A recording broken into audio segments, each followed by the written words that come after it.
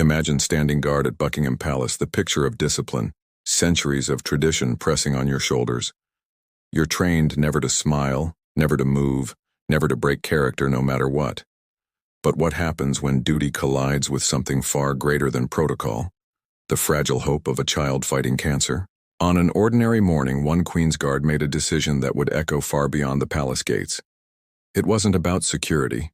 It wasn't about rules. It was about humanity. And it all began with a little girl in a pink hat, whose courage forced the world's most stoic soldier to show his heart. If stories like this move you, stories that remind us that compassion can break through even the stiffest traditions, then make sure to like this video, subscribe, and share it with someone who needs a little hope today. Your support helps us bring more powerful human stories to life. The morning sun spilled across the cobblestones outside Buckingham Palace, gilding the stone walls in a soft golden glow. Tourists were already gathering by the gates, cameras dangling from their necks, children pressing their noses against the iron bars. Among the scarlet uniforms and tall bearskin hats, one man stood motionless.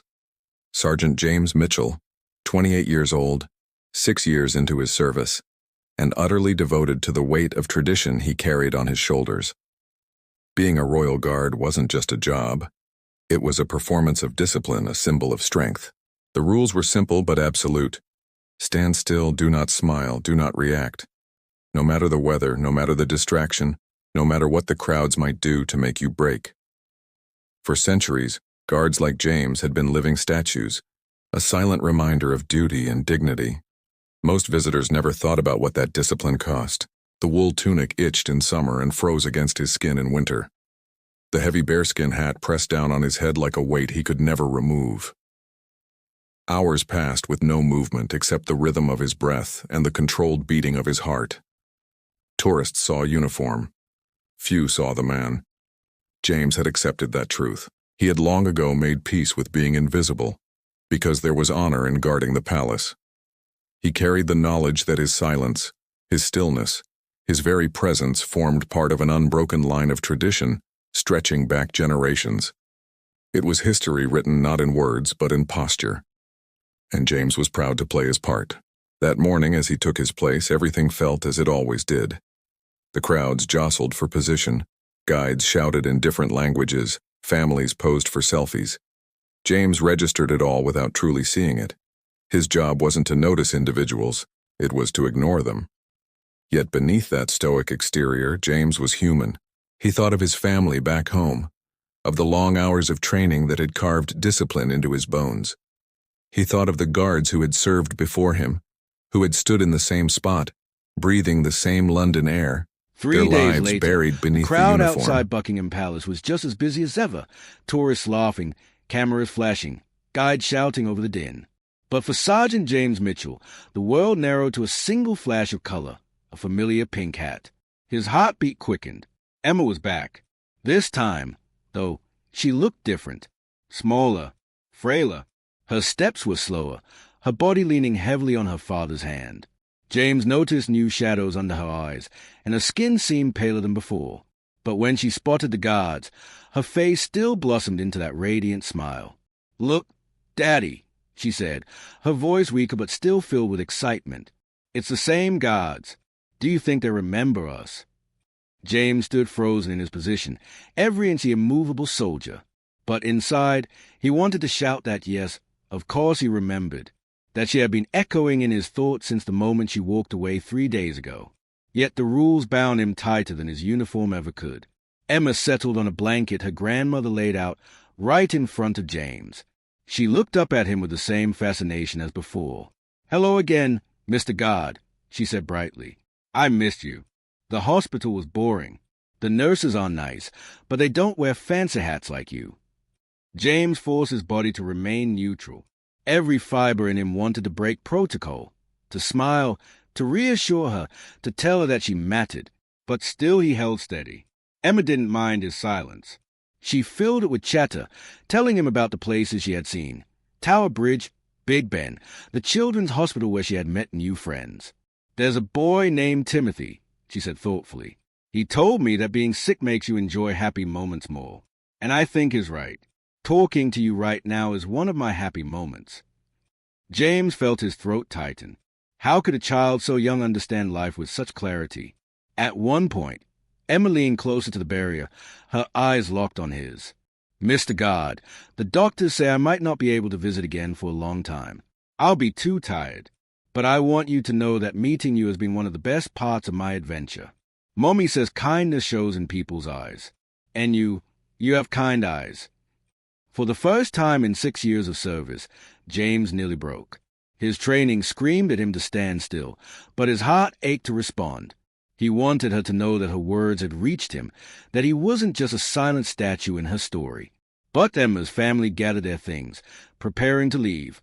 She whispered, "Be brave, Mr. God, just like you're teaching me to be." James remained silent, but inside, something shifted. He knew then that if she returned, he could no longer hide behind the rules. The palace courtyard buzzed with the usual rhythm of tourist chatter, but James felt none of it. He had trained himself to tune out the distractions of the world. Yet today, the air was different, because there, moving slowly in a wheelchair, was Emma. Her pink hat bobbed gently as her father pushed her closer, her grandmother walking beside them, her mother's hand resting protectively on her small shoulder. The sight stole the air from Jamesy's lungs. 2 weeks earlier she had stood on her own.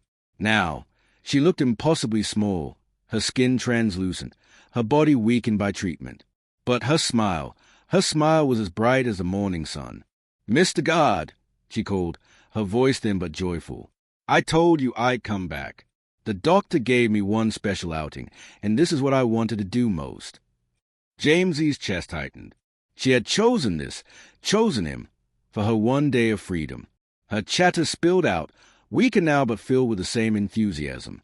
She told him about her new club at the hospital, the Brave Kids Club, how they told each other jokes to stay strong.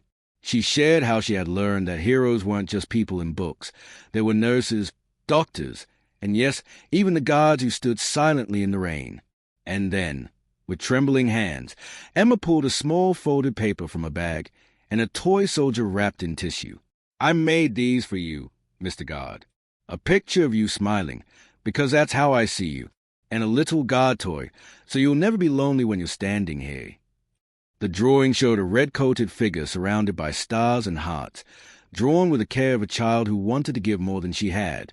James felt his composure falter. His heart screamed to kneel, to thank her, to let her know how much this meant. But he stood frozen, bound by the rules. Emma looked up at him, her eyes soft but wise beyond her years. "Even if you can't say anything, I know you're listening. And I think that's enough." Her words sliced through him. Enough? No, it wasn't enough. Not anymore.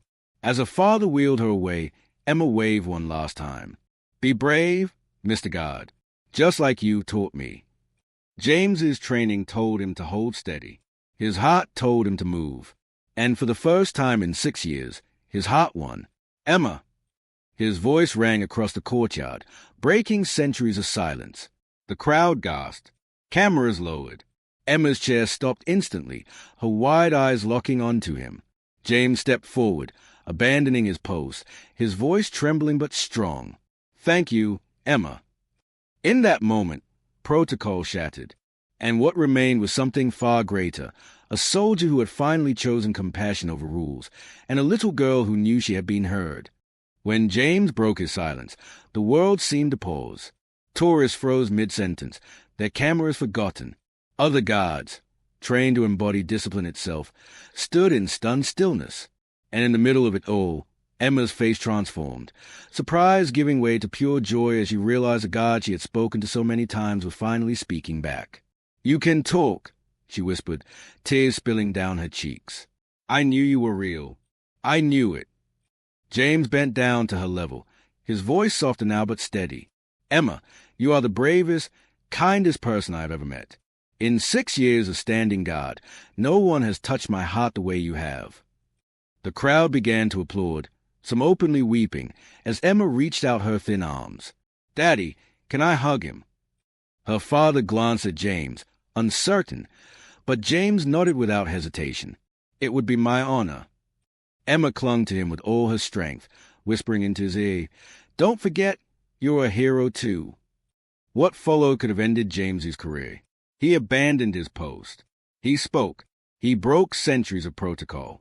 But instead of punishment, something remarkable happened. The story spread like wildfire.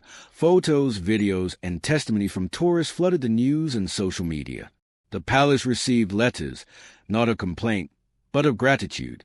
Strangers called James a hero, not for standing still, but for daring to move. Even the Queen herself took notice. Within days, James was summoned for a private audience. He braced for dismissal, but instead, Her Majesty thanked him. "You reminded the world," she said gently, "that tradition and humanity are not enemies. They can live side by side."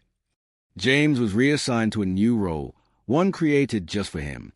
He became a family liaison for Buckingham Palace, tasked with greeting children and families facing extraordinary struggles, offering not just protection, but compassion. And Emma? Her story didn't end there. Against all odds, her treatment began to work. Letters arrived at the palace, filled with drawings, jokes, and updates on her progress. Soon, she started something bigger, the Brave Letter Club, connecting sick children with people in important jobs, so they would always know they had friends who cared. Months later, Emma returned to the palace healthier, stronger, and ready to change the world. She handed James a handmade book, Letters to My Hero. Inside were her notes, drawings, and letters from dozens of children inspired by her courage. James held it close, overwhelmed by what one little girl in a pink hat had sparked. He realized his duty had never been about standing still. It was about standing with people, guarding not just a palace, but the fragile, beating hope inside the human heart. In the end, Sergeant James Mitchell didn't just guard Buckingham Palace. He guarded something far greater, a little girl's belief that kindness matters, even in the face of hardship. Emma's courage didn't just change one soldier. It reshaped tradition, inspired families, and reminded the world that sometimes the bravest act is to show humanity. So, the next time you walk past a stoic figure of a guard or any uniform that hides a person beneath, remember Emma's lesson. Behind every rule, there's a human heart waiting to be seen. If this story touched you, give it a like, share it with someone who could use a little hope, and don't forget to subscribe for more powerful true life stories.